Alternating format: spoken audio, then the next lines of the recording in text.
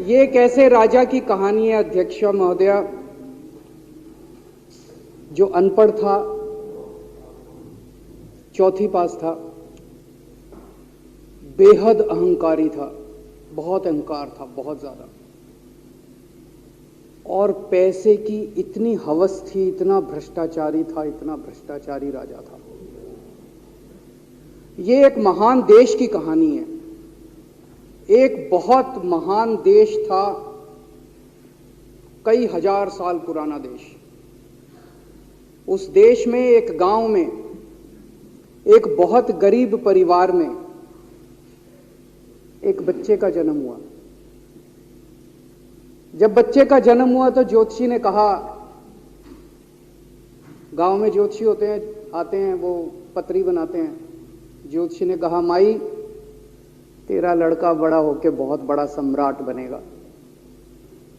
माई को यकीन नहीं हुआ, मेरा इतनी गरीब हूं मैं, कहां से मेरा बेटा सम्राट बनेगा। तो उसने कहा, नहीं, तेरे बेटे के ग्रह बताते हैं तेरा बेटा बहुत बड़ा सम्राट बनेगा। बेटा धीरे धीरे बड़ा होने लगा। स्कूल, गांव का ही स्कूल था, स्कूल जाता था, उसका पढ़ने वढ़ने में मन नहीं लगता था। तो चौथी के बाद उसने किसी तरह से चौथी करी, चौथी के बाद उसने स्कूल छोड़ दिया। गांव के पास एक रेलवे स्टेशन था।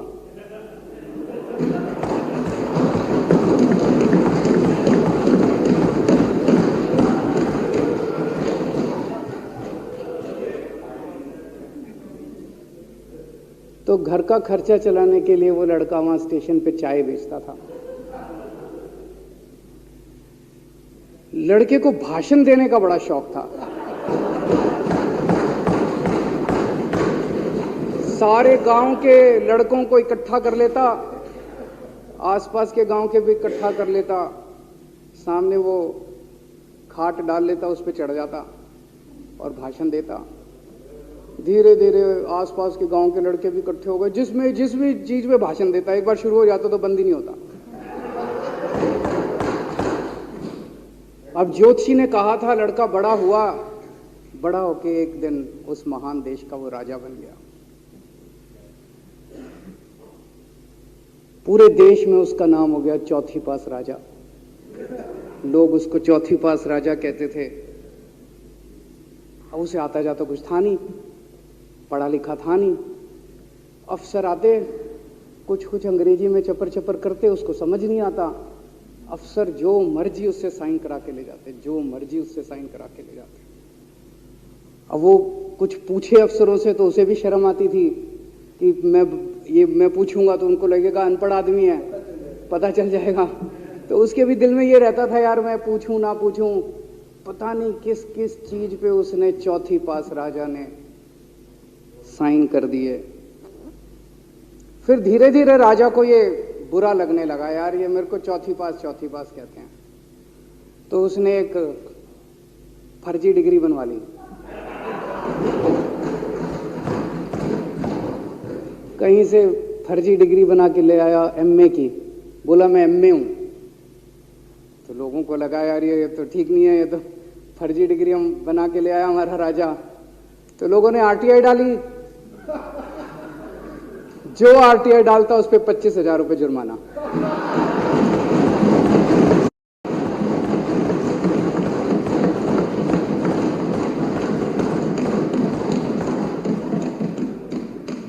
आपके नेता की बात नहीं कर रहा। आप लोग भी हंस सकते हो।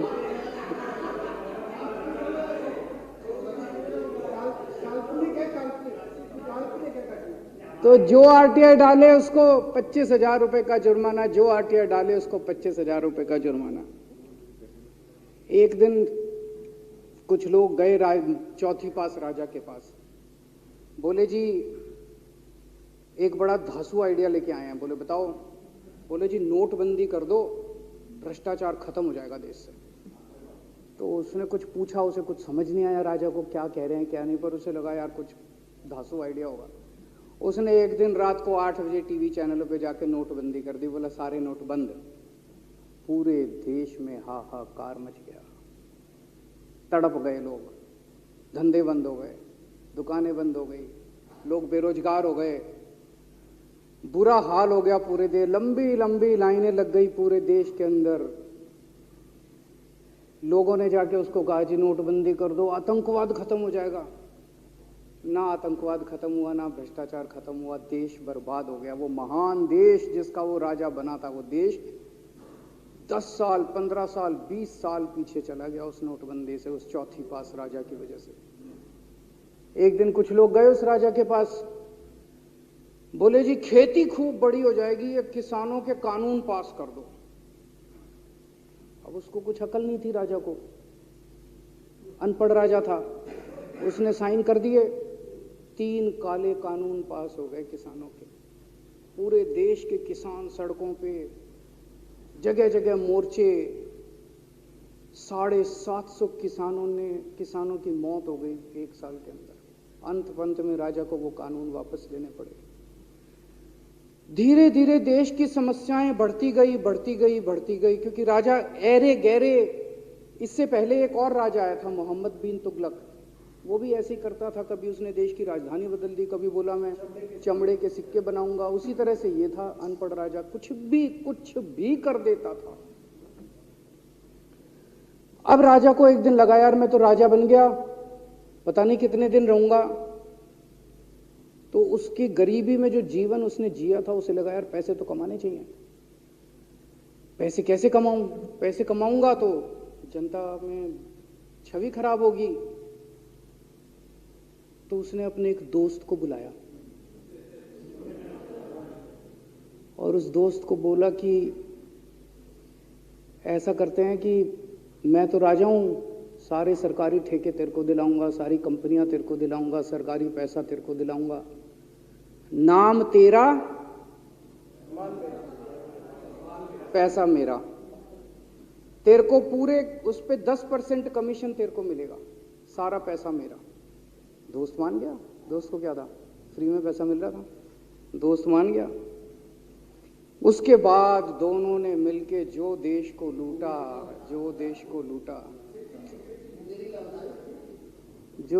लूटा। सबसे पहले वो दोस्त आया, बोला सर सबसे पहले बैंकों को लूटते हैं। तो बोला वो कैसे यार, बैंकों को लूटेंगे तो ये तो ठीक नहीं है। बोला नहीं, ऐसे करते हैं, आप किसी बैंक के चेयरमैन को बुलाओ, उसको बोलो कि वो मेरे को लोन देगा। तो बोला लोन देगा तो वापस करना पड़ेगा। बोला वापस कौन करेगा, वापस थोड़ी करना है, आप राजा हो, वापस नहीं करना, लोन दिला दो बस। तो राजा ने एक बैंक के चेयरमैन को बुलाया, बोला इसको लोन दे। तो वो चेयरमैन की सिट्टी पिट्टी गुम हो गई, यार मैं तो मर जाऊंगा, फंस जाऊंगा, वो भाग गया। तो फिर उन्होंने ढूंढ ढांड के एक ऐसा चेयरमैन चुना जो कि सरासर भ्रष्टाचारी, जिसके ऊपर 10 फाइलें खुली हुई, जिसके ऊपर 10 केस चल रहे, उसको बुलाया। बोला देख तेरे को चेयरमैन बना रहे हैं, अब तू 10,000 करोड़ रुपए दे दे इसको, नहीं तो तेरे को जेल भेजेंगे। जेल जाना है कि पैसे दे रहा है? उसने कहा माई बाप, मैं जो कहोगे जहां कहोगे साइन कर दूंगा। उसने 10,000 करोड़ रुपए का लोन उसके दोस्त को दे दिया। ऐसे करते करते 1,00,000 2,00,000 करोड़ रुपए इन्होंने बैंकों से लूट लिए। राजा ने, चौथी पास राजा ने और उसके दोस्त ने मिलकर 2-2.5 लाख करोड़ रुपए बैंकों से लूट लिए। अब बैंकों से पैसा लूटने के बाद उन्होंने देश को खरीदना चालू किया। सबसे पहले उन्होंने देश के एयरपोर्ट खरीदे, पहले 6 एयरपोर्ट खरीदे, फिर उन्होंने बिजली कंपनियां खरीदी, फिर उन्होंने बिजली के दाम बढ़ा दिए पूरे देश के अंदर, फिर उन्होंने सी पोर्ट खरीदने चालू कर दिए, फिर उन्होंने कोयले खदानें ले ली, फिर इन्होंने पुलिस को भेज के जो लोगों की कंपनियां थी, प्राइवेट लोगों की कंपनियां, यहां बंदूक रख के उनकी कंपनियां छीन ली राजा ने और उसके दोस्त ने। हाहाकार मच गया पूरे देश के अंदर। इतनी महंगाई हो गई पूरे देश में। पहले गैस 400 रुपए सिलेंडर होती थी, चौथी पास राजा के आने के बाद 1100 रुपए सिलेंडर हो गई। पहले पेट्रोल 71 रुपए होता था, 97 रुपए हो गया। पहले डीजल 57 रुपए होता था, 90 रुपए लीटर हो गया। जब पेट्रोल के दाम बढ़ गए, डीजल के दाम बढ़ गए, तो सारी चीजों के दाम बढ़ गए देश के अंदर, हाहाकार मच गया। सब चीजों पे इसने और इसके दोस्त ने कब्जा। दूध पहले 46 रुपए होता था, 66 रुपए लीटर हो गया। बच्चों को माएँ दूध पिलाने लायक नहीं बची, घरों के अंदर छोटे छोटे बच्चों के दूध छीन लिए इसने राजा ने। सरसों का तेल 90 रुपए लीटर होता था, 214 रुपए हो गए। बताओ, धीरे धीरे पूरे देश में हाहाकार मच गया। लोग अब राजा के खिलाफ आवाज उठाने लगे, लोग उसके खिलाफ बोलने लगे। तो राजा ने कह दिया, जो मेरे खिलाफ बोलेगा पकड़ के जेल में डालो। एक के बाद एक राजा ने लोगों को पकड़ पकड़ के जेल में डालने शुरू कर दिया। किसी ने राजा का कार्टून बना लिया, उसको भी जेल में डाल दिया। किसी ने राजा का नाम गलत ले दिया, उसको भी जेल में डाल दिया। किसी टीवी चैनल वाले ने राजा के खिलाफ लिख दिया, उसको भी पकड़ के जेल में डाल दिया। किसी जज ने राजा के खिलाफ कोई ऑर्डर कर दिया, उसको भी पकड़ के जेल में डाल दिया। ना जजों को छोड़ा, ना पत्रकारों को छोड़ा, ना मीडिया को छोड़ा, ना व्यापारियों को छोड़ा, ना उद्योगपतियों को, किसी को नहीं छोड़ा। राजा ने पकड़ पकड़ के उसने चौथी पास राजा ने सबको जेल में डालना चालू कर दिया। एक महान देश कहां से कहां पहुंच गया। उसी देश के अंदर एक छोटा सा राज्य था, उस राज्य का एक मुख्यमंत्री था।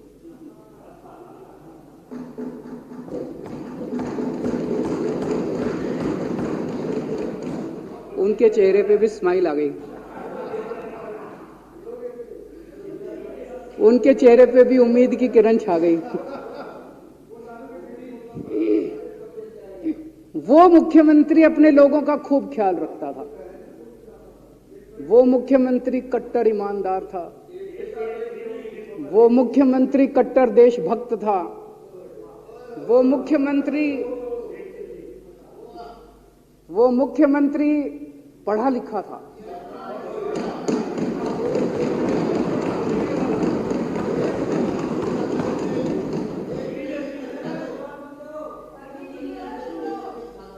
उस मुख्यमंत्री ने अपने लोगों को महंगाई से छुटकारा दिलाने के लिए बिजली मुफ्त कर दी। भाई साहब, उसके बाद तो चौथी पास राजा पागल हो गया। उसने बुला के जो हड़काया उस मुख्यमंत्री को कि तेरी हिम्मत कैसे हुई। उसे लगा राजा ने तो सारी बिजली कंपनियों पे कब्जा कर रखा था। उसे लगा अगर ये बिजली मुफ्त करने लग गया तो बाकी देश में तो मेरा बेड़ा गर्क, मेरी बिजली कंपनियां लुट जाएंगी, ऐसे कैसे चलेगा। उसने उसको कहा, खबरदार, तूने बिजली मुफ्त की। मुख्यमंत्री नहीं माना। धीरे धीरे उस मुख्यमंत्री ने अपने गरीबों के स्कूल ठीक करने चालू कर दिए। तो राजा ने उसको बुला के और हड़काया। राजा बोला, ये क्या कर रहा है तू, स्कूलों के अपने बच्चों को पढ़ाता है, तू स्कूल खोल रहा है, ये बंद कर, ये सब, ये नहीं चलेगा इस देश का। वो नहीं माना मुख्यमंत्री। फिर उसने मुख्यमंत्री ने सबके इलाज मुफ्त कर दिया, सबके लिए शानदार मोहल्ला क्लिनिक खोल दिए, इलाज मुफ्त कर दिया। राजा तो बिल्कुल ही पागल हो गया। धीरे धीरे जनता को पता चला कि राजा कैसा है। एक दिन लोगों ने उस राजा को उखाड़ के फेंक दिया।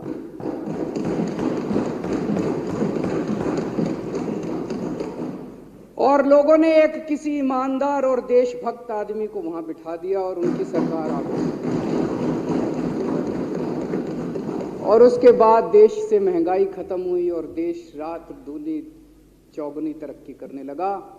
तो जैसे हम बचपन में सुना करते थे, moral of the story, Hindi में क्या कहते, मॉरल ऑफ द स्टोरी का मतलब भाई इस कहानी में क्या प्रेरणा मिलती है। इस कहानी से ये प्रेरणा मिलती है कि अगर आपके देश में महंगाई है, आपके देश में समस्याएं हैं, आपके देश में सब कुछ गड़बड़ चल रहा है, तो सबसे पहले जांच परख के देखो आपका राजा अनपढ़ तो नहीं है। अगर आपके देश में सब गड़बड़ चल रहा है, बेरोजगारी है, बहुत सारी समस्याएं हैं, जरा देखो राजा, आपके राजा को कोई दोस्त तो नहीं है। अगर है तो सबसे पहले अपने राजा को उखाड़ के फेंको, नहीं तो आपकी समस्याओं का कोई समाधान नहीं होगा। आपकी समस्याओं का कोई समाधान नहीं होगा। वो पढ़ा करते थे, अंधेर नगरी चौपट राजा, सवा शेर बाजी सवा शेर खाजा। बहुत बहुत शुक्रिया।